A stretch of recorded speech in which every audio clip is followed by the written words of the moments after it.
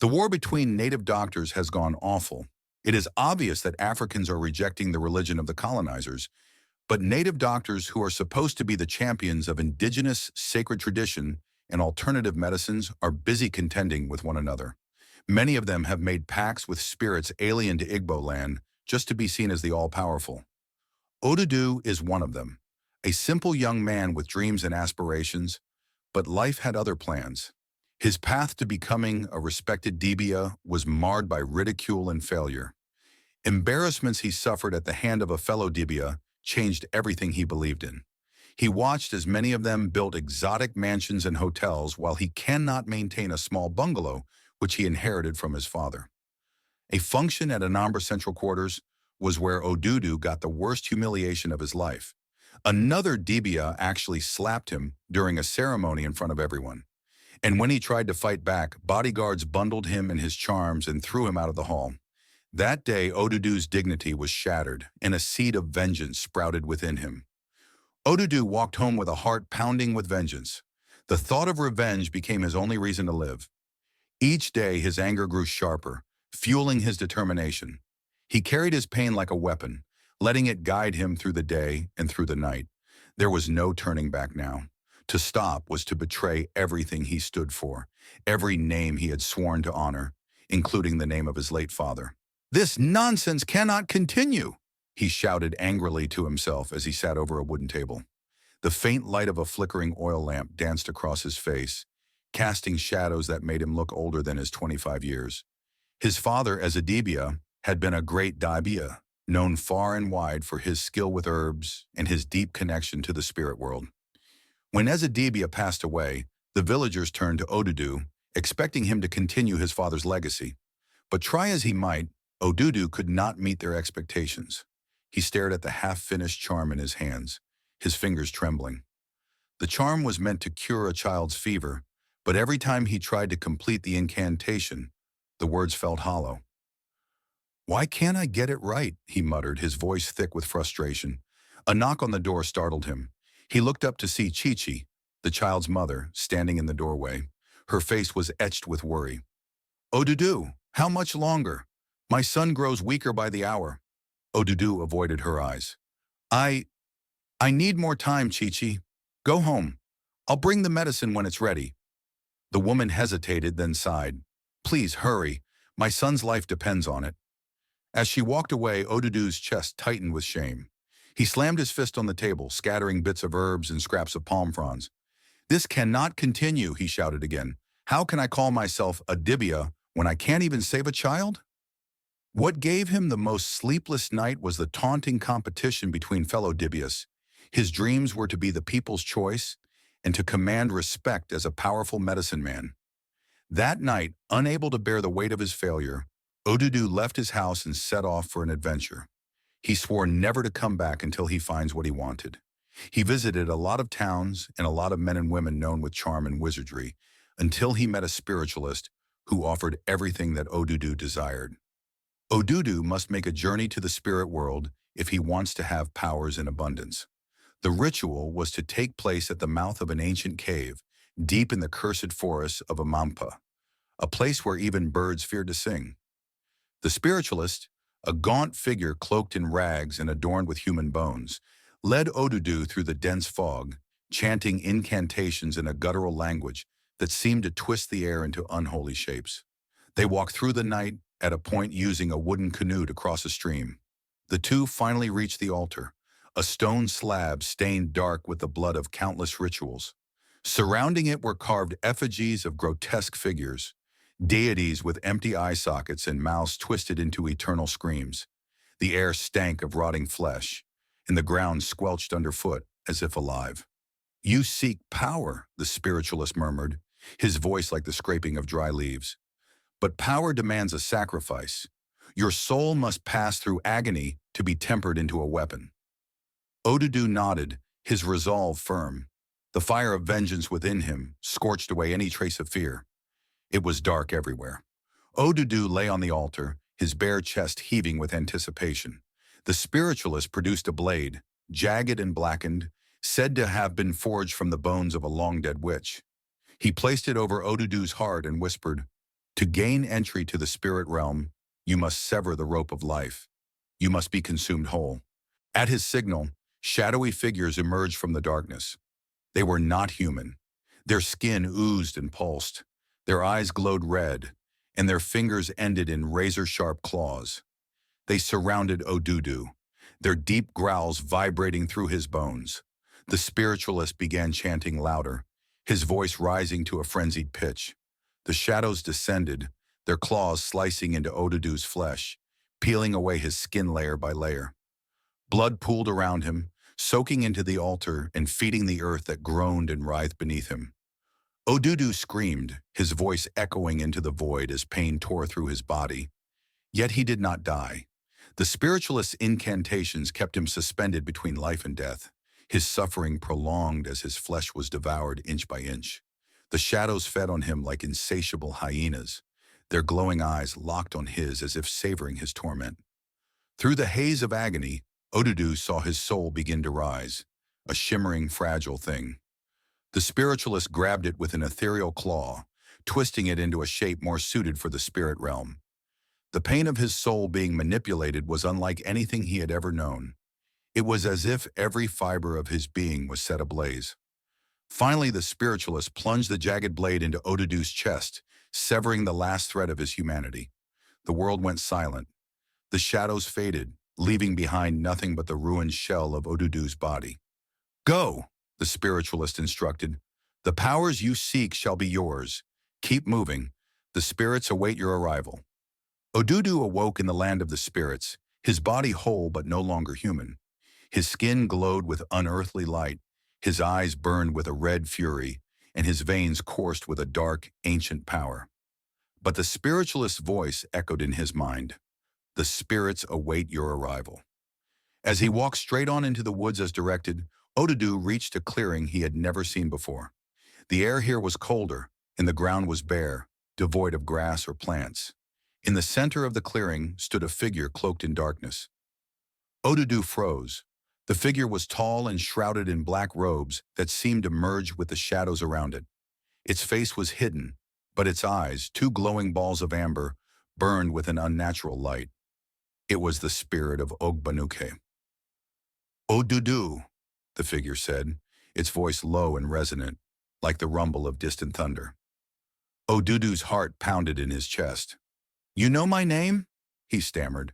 "Yes, I am a friend," the figure replied, its voice smooth but unnervingly cold. "I know why you are here. You seek power. Power to put your rivals where they belong. Powers to become the greatest Dibia in Igbo land." Odudu's breath caught. "How do you know that?" The figure chuckled, a sound that sent chills down Odudu's spine. "I know many things. I have watched you struggle, watched you fail. But it doesn't have to be this way. I can give you the knowledge and power you crave. The knowledge to understand the whispers of plants and to conjure natural elements." Hope flickered in Odudu's eyes, but it was quickly overshadowed by suspicion. "Why would you help me? What do you want in return?" The figure stepped closer, and Odudu could feel the air grow colder with each step. "A simple exchange," Ornid said. "I will give you 7 years of unmatched power. Good 7 years. You will be the greatest Dibia in all the land. But when those 7 years end, your life will be mine." Odudu's throat went dry. He tried to speak, but no words came out. "Think about it," the figure continued, its voice soothing yet sinister. 7 years to save lives, to earn the respect of your people, to leave behind a legacy that will never be forgotten, to build mansions and spend money as the owner of money. Is that not worth the price? Odudu's mind raced. 7 years of much affluence is surely better than a lifetime of mediocrity, a legacy of failure. He clenched his fists, his desperation outweighing his fear. I accept," he said finally, his voice barely above a whisper. The figure's eyes burned brighter. "Wise choice, but a pact must be sealed." The figure gestured, and the ground beneath them began to shift. Strange symbols etched themselves into the soil, glowing faintly in the moonlight. The figure pulled out a small calabash and handed it to Odudu. "Speak your name into the calabash, and the deal will be done." Odudu hesitated for only a moment before taking the gourd. Odudu, son of Ezedibia, he shouted very loud to demonstrate that he needs the power badly. The symbols on the ground flared brightly, then vanished. The figure let out a low, satisfied hum. It is done! In that instant, Odudu felt a surge of energy unlike anything he had ever experienced. His mind filled with knowledge. Herbs he had never seen, incantations he had never learned, and secrets of the spirit world he could barely comprehend. It was overwhelming and intoxicating. The figure stepped back into the shadows, its form dissolving into the darkness. Enjoy your power, Odudu. Make it count. 7 years is not as long as it seems. The sun was setting as Odudu returned to the village, his heart pounding with excitement. He could feel it, the power flowing through his veins, the knowledge swelling in his mind. Every herb, every chant, every hidden secret of the spiritual world was now at his command. The forest seemed to whisper his name, carrying with it a warning he chose to ignore. His journey back to his house was swift. He merely thought of being at home, and in a twinkle of an eye, he found himself at the back of his father's bungalow, amidst the cluster of plantain trees. Odudu looked around and smiled. The power to teleport is also in his arsenal. When he entered his house, he lit a single lamp and set his tools on the mat. The familiar smell of dried herbs mixed with the faint scent of the forest still clinging to him. For the first time in years, the shadows in his small room didn't seem like they were mocking him. He wasn't the weak, struggling Dibia anymore. The next week and months, Odudu's name spread like wildfire. Odudu, the boy who couldn't cure a simple cough, now commands the spirits themselves. It began with a simple healing. A widow had brought her son to him, the boy's body burning with fever. Other Dibia had tried to help, but their medicines failed. Please, Odudu, she pleaded, her voice trembling. Save him. He's all I have left. The old Odudu would have panicked, unsure of what to do. But now he simply placed his hand on the boy's forehead. Words flowed from his lips like a song. Words he had never learned but somehow knew.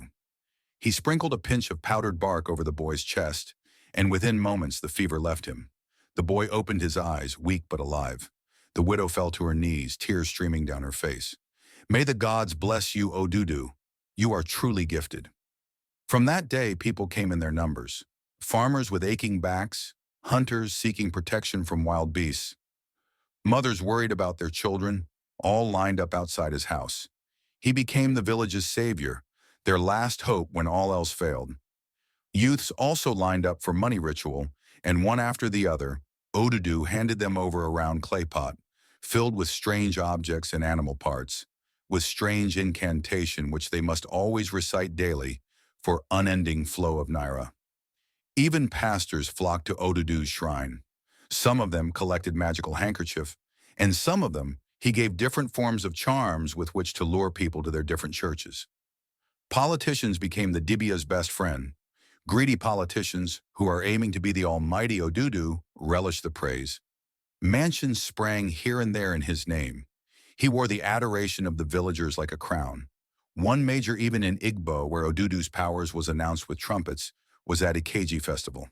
Every year, the great Dibia of Igbo land gathered at Izuogu for the annual Ikeji Festival. One of the highlights of the festival is power contest among great medicine men of Igbo land. It was a spectacle where only the bravest and most skilled Dibias participated, a chance to prove oneself among the elite. Odudu, now confident in his abilities, decided to join the contest. The final challenge was unlike anything Odudu had ever faced. At the center of the village square stood a massive ram, its coat black as night and its eyes burning with an unnatural fire. It was tied to a tree with a rope made of enchanted fibers and charms, the kind that only the most skilled Dibia could untangle. The elder overseeing the contest raised his staff and declared to the contestants, "This ram is bound by the spirits of stubbornness and death. Be warned, to approach the ram is to risk your life, but whoever frees it and returns unharmed shall be crowned the greatest Dibia." One by one, the Dibia attempted the task. The first was a man known for his strength, but the moment he touched the rope, he cried out and fell unconscious. The second tried to chant an incantation, but the ram's fiery eyes froze him in place, and he fled in terror. When it was Odudu's turn, the crowd fell silent. He stepped forward, his heart pounding, but his face calm. He had spent months preparing for this moment, crafting a special charm infused with the energy of patience and cunning. As he approached the ram, Odudu stopped a few feet away, holding out the charm wrapped in palm fronds. "Calm, mighty one," he said softly, his voice steady. "I mean no harm." He began to chant, the words flowing from his lips like a river, at the same time waving his hands in the air as if he is trying to catch an unseen butterfly. The crowd watched in awe as the ram's fiery eyes dimmed, its body relaxing as though it had fallen into a trance. Odudu knelt beside the rope, his fingers moving precisely. The enchantment resisted him, tightening and writhing like a living thing, but he didn't falter. He whispered to the spirits, calling upon their cooperation, and slowly the rope loosened. After what felt like an eternity, the rope fell to the ground. The ram stood free, its fiery eyes now gentle. Odudu rose to his feet and led the ram to the elders, the crowd erupting in cheers. "You have done the impossible," the elders said, placing a hand on Odudu's shoulder. "Today you are not just a Dibia. You are the greatest among us." From that day on, Odudu walked with the pride of a man who had conquered the unconquerable. His fame spread far and wide, and his name became synonymous with power. But deep inside, the whispers of the pact reminded him the clock was still ticking, and his rise to power didn't go unnoticed. "Do you hear how they sing his name?" grumbled Ezianya, one of the elderly Dibia in the region. He sat in his compound surrounded by his apprentices. "That boy was nothing but a fool last season. Now he dares to challenge us?" For good 5 years, Odudu's power grew, and so did his confidence. Rival Dibias stayed away from his path. Odudu's punishment to any Dibia who dared him was to make them walk on their 4 limbs and eat grasses from the field like goats. He dealt ruthlessly with a number of them. But something was haunting Odudu right from the very year he made the pact with the spirit of Ogbanuke. At first it was small things, whispers in the night that didn't belong to anyone. He would turn, expecting to see someone behind him, but there was no one. Shadows flickered in the corners of his mansions, even when the lights were steady. Then came the dreams. Most nights Odudu found himself in a dark, endless void. A voice deep and hollow echoed around him. 7 years, Odudu. 7 years. He would wake up drenched in sweat, his heart pounding, but he pushed the fear aside, telling himself it was just his imagination. Despite the growing dread in his heart, Odudu tried to ignore it. He told himself he had time. The remaining years was long enough to find a solution. But deep down, he knew the truth. The countdown had long begun. The 7th year loomed closer, and Odudu could feel time slipping through his fingers like grains of sand. The whispers in his mind grew louder, more sinister, repeating the same phrase. 7 years. 7 years. The once celebrated Dibia was now a shadow of himself, his eyes sunken, his robes unkempt, and his heart heavy with dread. Desperate for a solution, Odudu turned to the forbidden corners of mysticism. He sought answers in rituals whispered about in fear, ones even the most daring Dibia avoided. Odudu heard of a shrine deep within the dreaded forest of eternal night. It was said that the spirits there answered questions for those willing to pay the price. Armed with charms and his dwindling courage, Odudu ventured into the forest. The trees grew so tall and dense that sunlight never touched the ground. He found the shrine at the heart of the forest, a circle of ancient stones covered in strange carvings that seemed to shift when he looked at them. A gnarled tree stood in the center, its hollow trunk glowing faintly from within. Odudu knelt before the shrine and performed the ritual he had read about, slitting the throat of a black dog and letting its blood seep into the roots of the glowing tree. He chanted in the old language, his voice trembling as the words rolled off his tongue. The ground began to quake, and the glow from the tree intensified. From its hollow, a voice emerged, low and guttural like a growl. "What do you seek, child of man?" Odudu swallowed hard. "I seek to break a pact made with the spirit of Ogbanuke." The voice laughed, a sound so cruel and mocking that it sent chills down Odudu's spine. "There is no breaking a pact with spirit of Ogbanuka. You cannot outrun your shadow." The glow vanished, the air grew still, and the tree turned black. Odudu fell to his knees, clutching his chest as despair took hold. Months passed again, and Odudu heard of a powerful Babalawo in Yoruba land.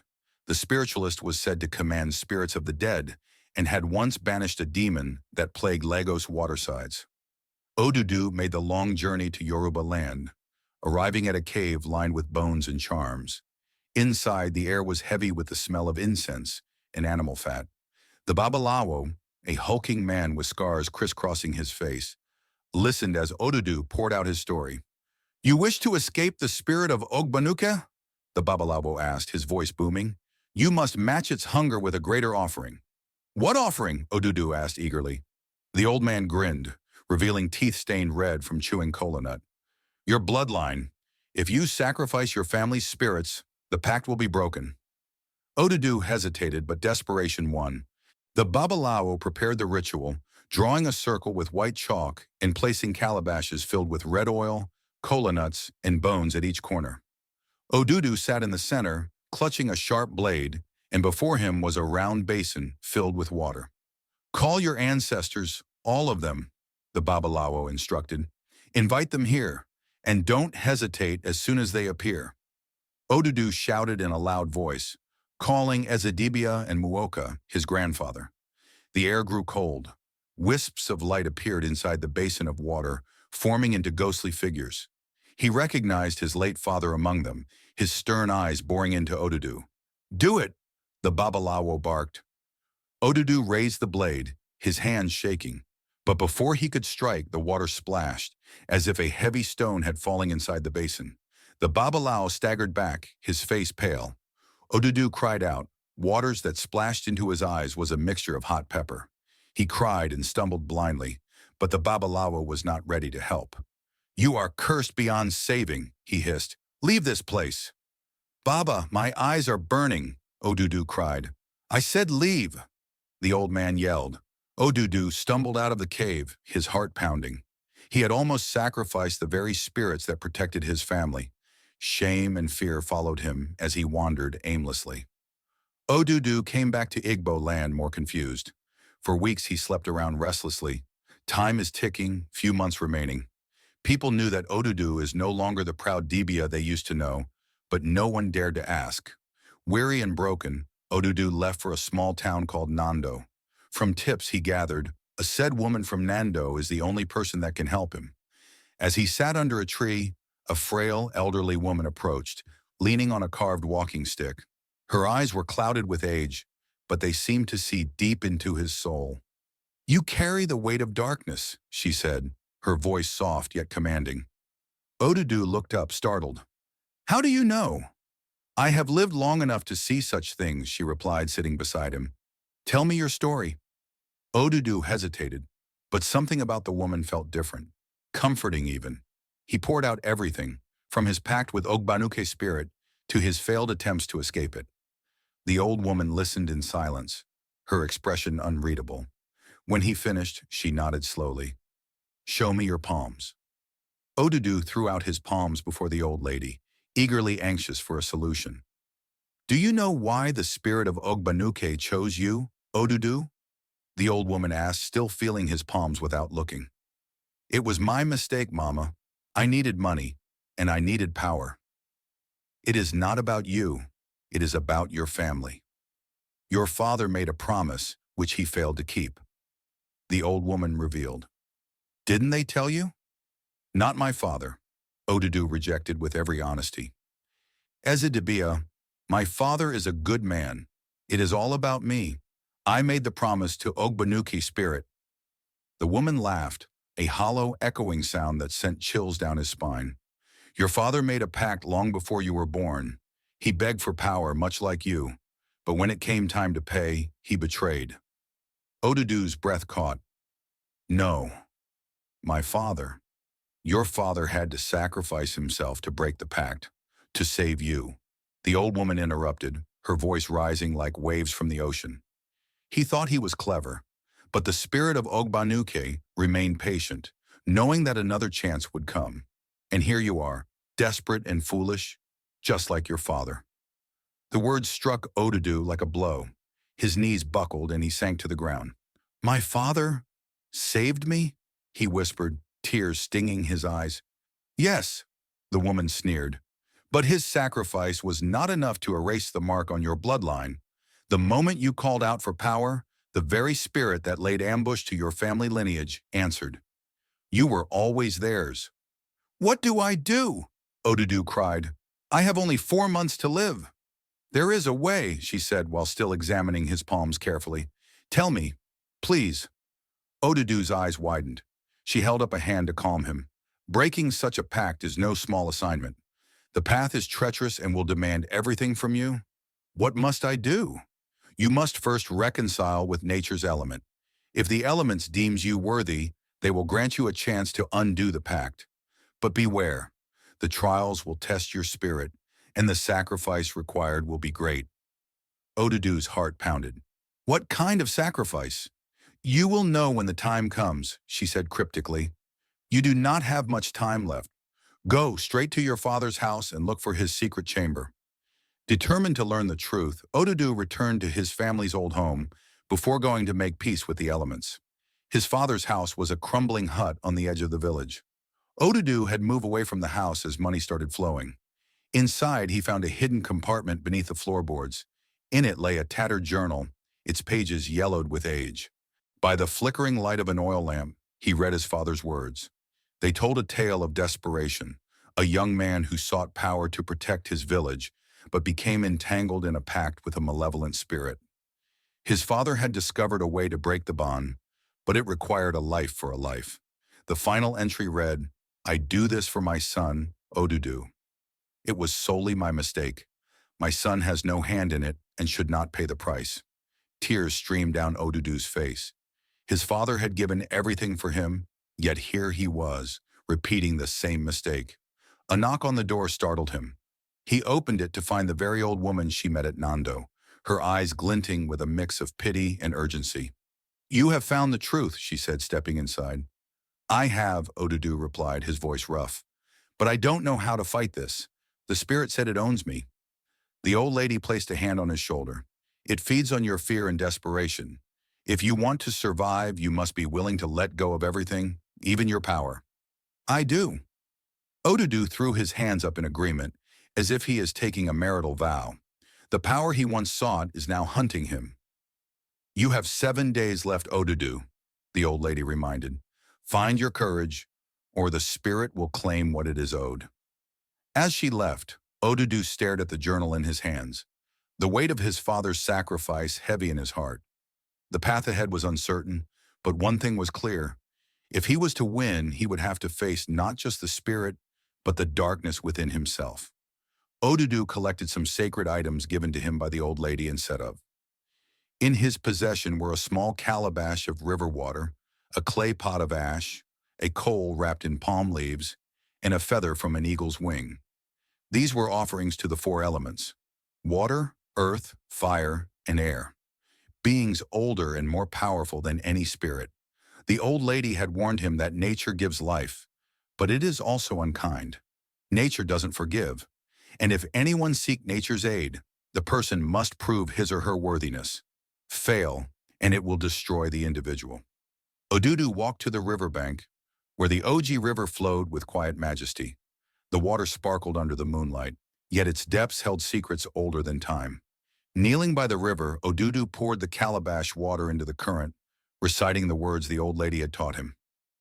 O great spirit of water, keeper of life and secrets, I come to seek your forgiveness and your strength. Wash away my sins and grant me passage. The river roared suddenly, the current rising, as if angered by his presence. A wave surged toward him, but before it could crash, the water froze mid-motion.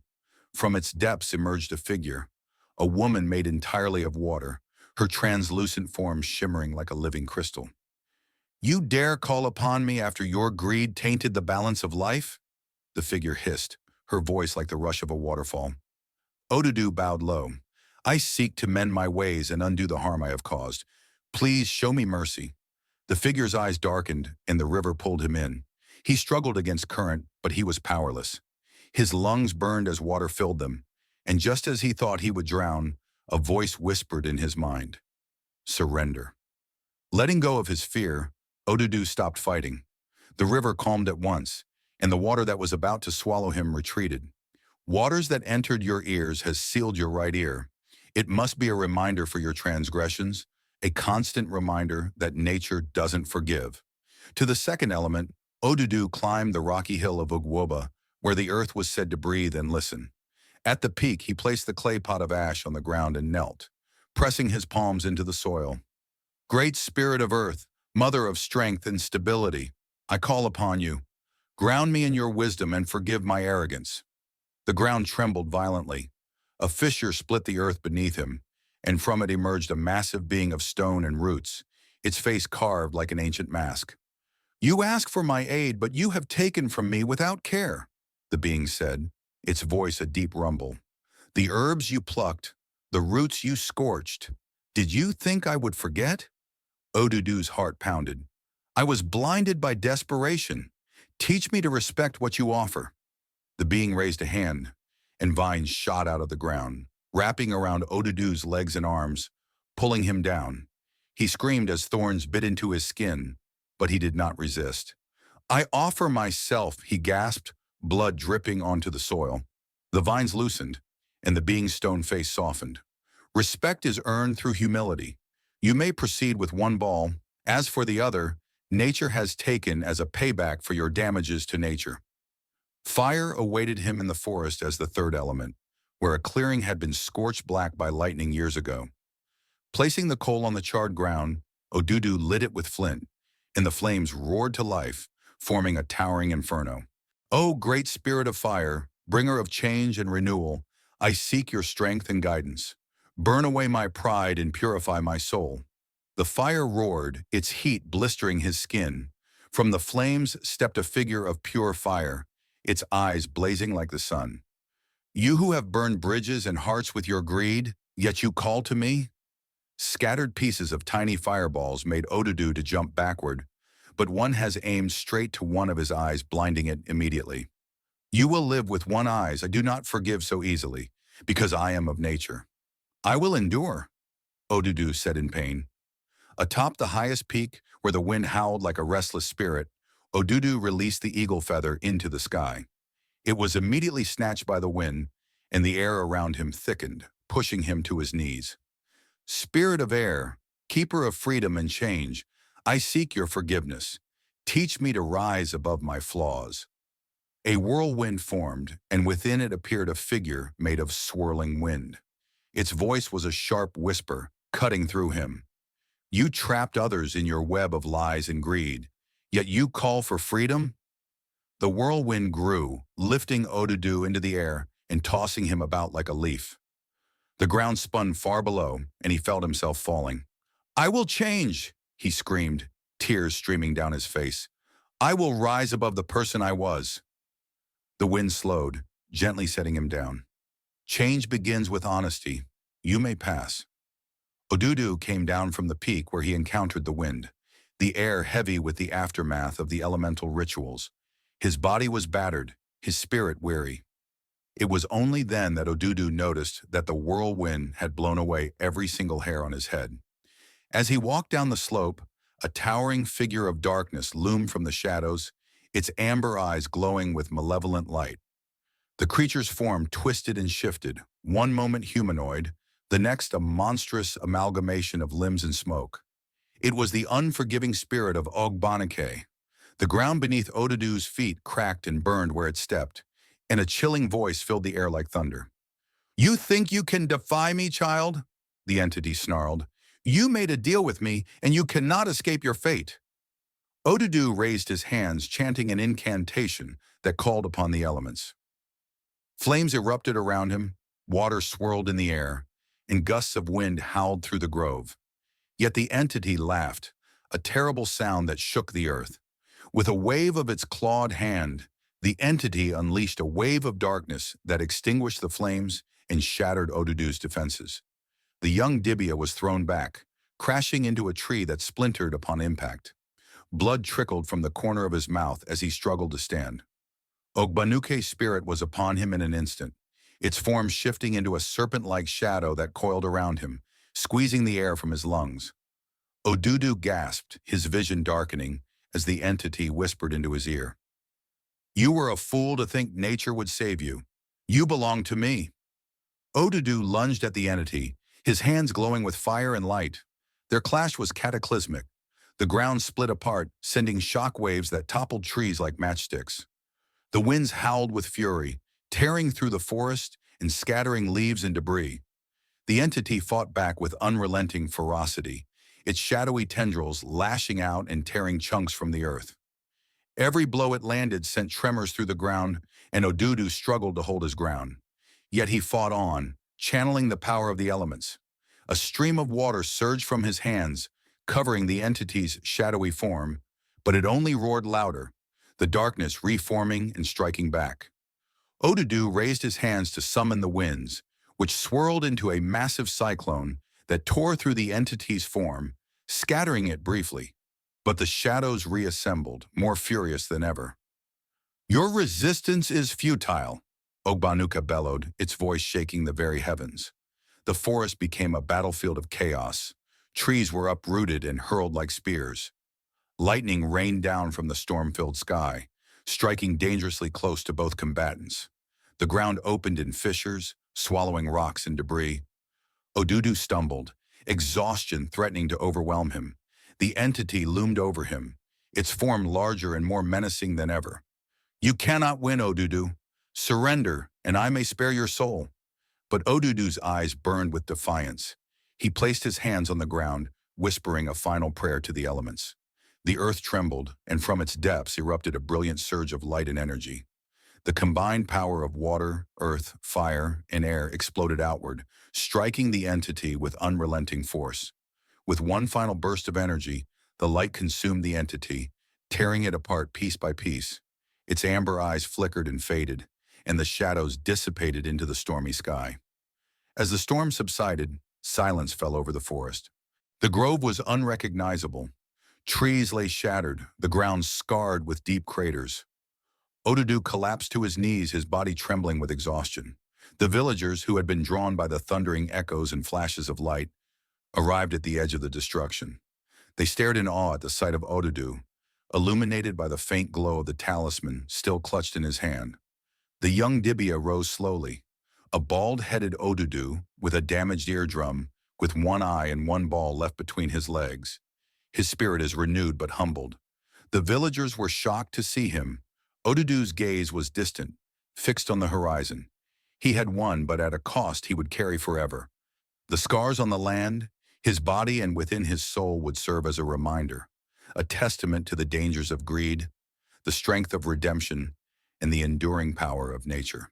And as the first light of dawn broke through the trees, Odudu whispered aloud to himself, I will never stray again. His story became an epistle to men like him, young men who would go to any length for money or power. Thank you very much for watching. If you have enjoyed the story so far, please drop a comment below. Don't forget to like, subscribe, and turn on the bell notification so you won't miss any of our updates. Thank you, and remember, we love you.